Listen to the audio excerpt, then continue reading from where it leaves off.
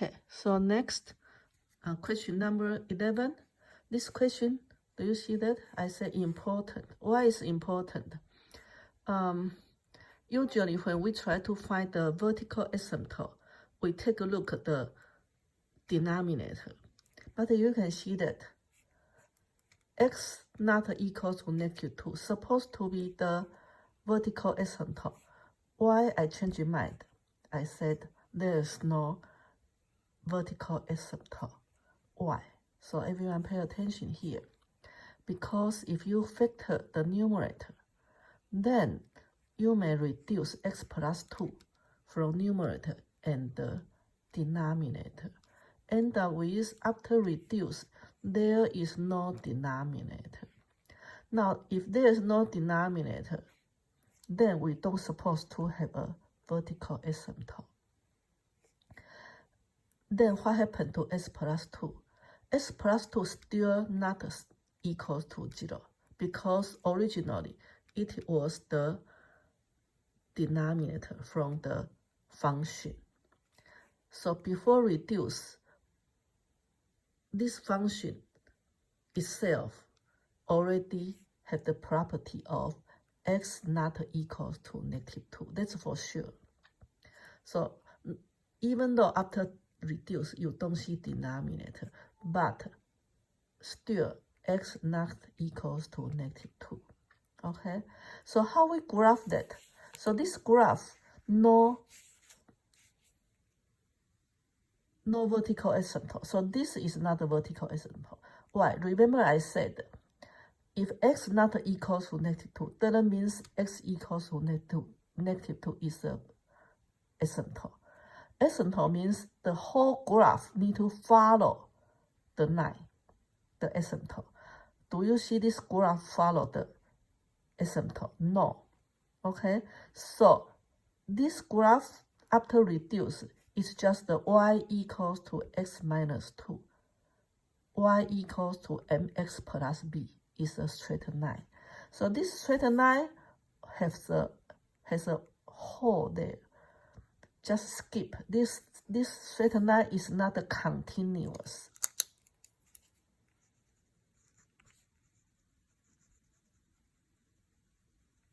It's not continuous at x equals to -2. That's all. So this question is very special.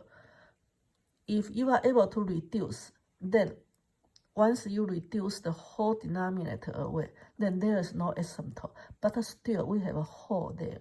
And the graph won't go up to infinity. No such thing. Okay? So this one you want to pay attention and think about that. Now, x-intercept is easy. You just plug in y equals to 0, solve for x. And make sure x not equals to -2, which this one is okay. Now, y-intercept, you plug in x equals to 0 to the function, and then you can solve for y. So that's the x-intercept 2, 0, and the y-intercept here, 0, -2. Now, vertical asymptote, none. I just explained. And how about the horizontal asymptote? Horizontal asymptote is talking about when x becomes infinity. When x becomes infinity, it just goes to infinity. You don't see any function you can approach. So still there's no horizontal asymptote. So that's number 11. Now, number 12. Number 12, you have this is the first example of the slant asymptote because the numerator has higher degree than the denominator. So when x becomes very, very big, we may ignore 1 and then reduce x. So y equals to 1/2 x. We are going to see that here. Okay, I choose to divide. This is the more complicated way. So let me show you the easier way to do that. So when x becomes positive negative infinity, y equals to x squared over 2x plus 1 when x become very big.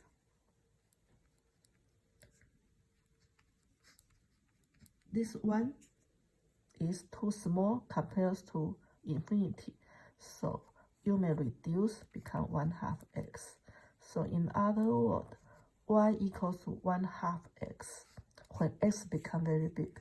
So if you really graph, there's no graph shows here. So y equals to 1/2 x. It's something like a 1/2. It's a 1/2. 1 and 1/2 and 0. Okay. 1/2 about here. So that's the asymptote. Slanted asymptote. That's what we talk about. Slanted asymptote. Something like that. Okay. Slanted asymptote means the asymptote still a straight line, but not horizontal, not vertical. Is slanted. Y equals to 1/2 x. Now the graph will only follow the slanted asymptote when x become very big or x become very small, not around the number, real number here. If the x is small, the graph doesn't necessarily follow this graph, not this asymptote. But when x become very big, the graph will follow. But let me see, if this question doesn't ask us to graph, then we just ignore. But I will say the graph in the end will follow the asymptote either up here or up there. Okay. Now, first they talk about find the domain. Now the domain, same thing. We solve for denominator not equals to 0. So that's easy. And then let me see. This word is so small I cannot see. Identify the intercept. Okay. So intercept, you have x-intercept y equals 0 or y-intercept x equals 0. So if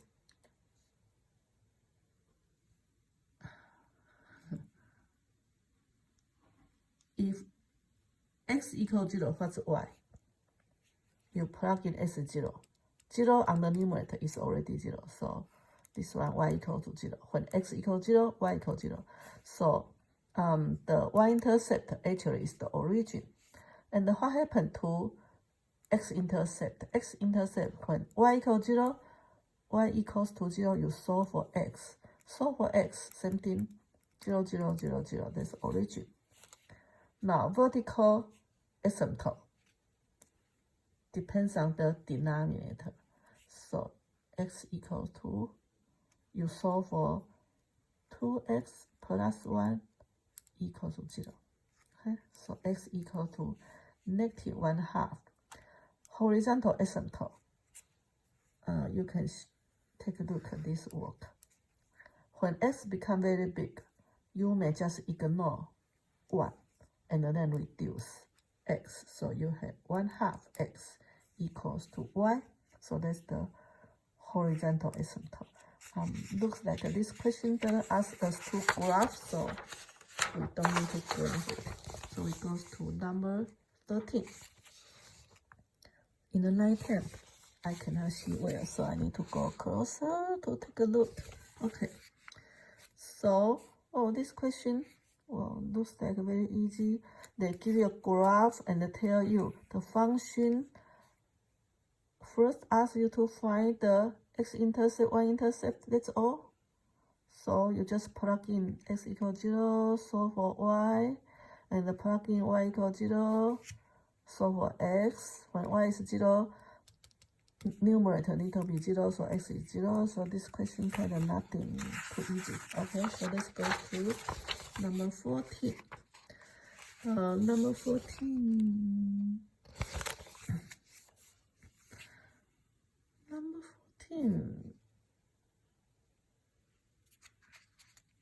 Provide the graph for you, right?